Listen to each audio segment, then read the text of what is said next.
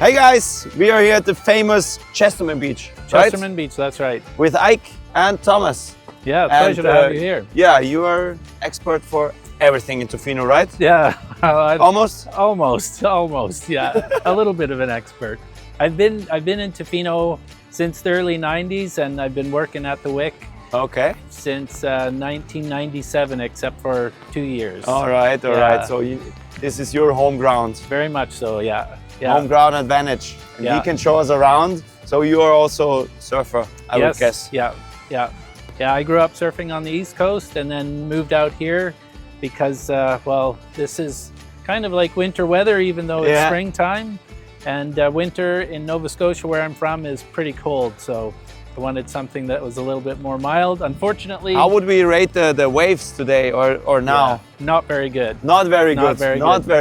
They're kind of small, but the swell is building, so that's good.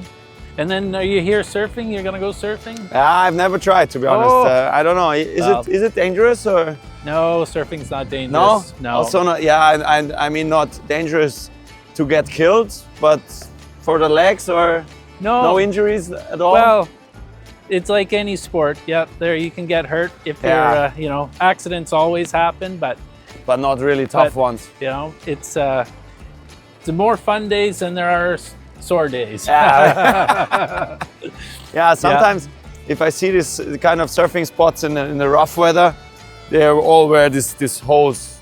Do you call it swimsuits or wetsuits? Wetsuits.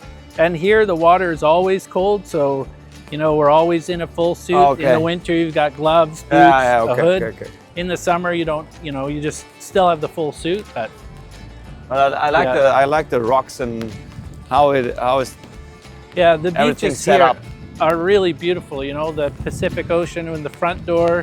We're in a temperate rainforest as our backyard. Okay, that's a rainforest. Yeah, it's hard to see, but there's quite a mountain range in behind. When you go into Tofino, you can see it a little bit more. When you flew in, you would have flown over top of it.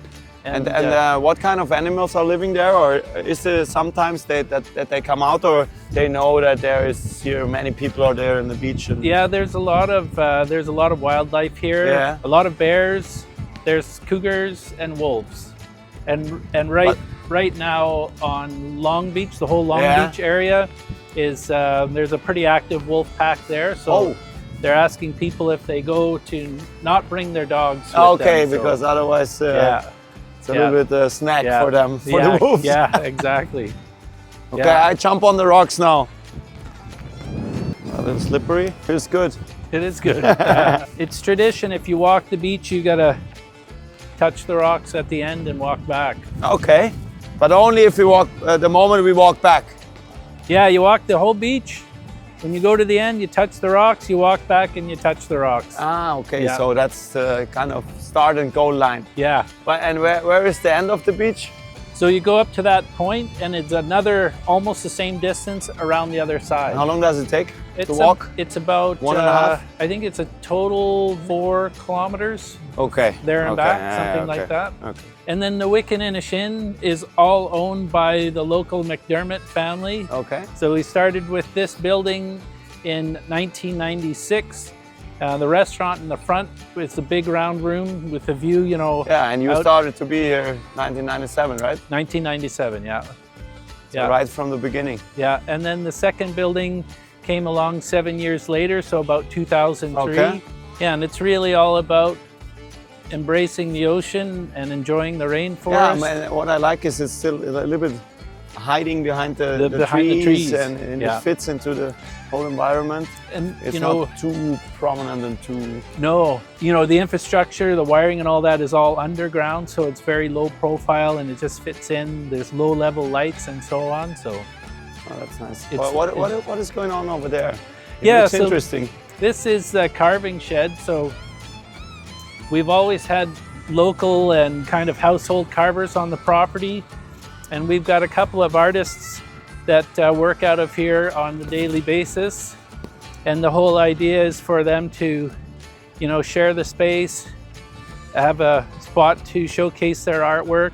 One question about the tide. Yes. How far can the water be? And how? So The rocks, you can always see the rocks, or can they disappear? They can, yeah, some of the higher ones You see a little bit? But in the wintertime, the water will come up all the way to the shoreline and sometimes spill over top. Wow. This is a pretty neat piece of the property.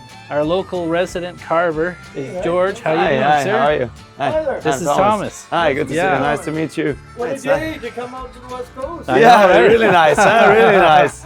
Like it's just like winter, but it's more cozy in here, and also the piece of wood is also a warm thing, huh? Wood is, yeah. So I like it more inside here than outside there. Wow, it's intense, huh? Isn't it? I know, right? Can you smell it? And George, he's been carving with here for... It's the second feather. It's the second feather. 27 years of carving. Yeah. That means? 27 years of breaking them. Yeah. Okay. So you always try to find the edge, how thin you can get. And it was nice to meet you. It was nice to meet you. We look around a little bit, huh?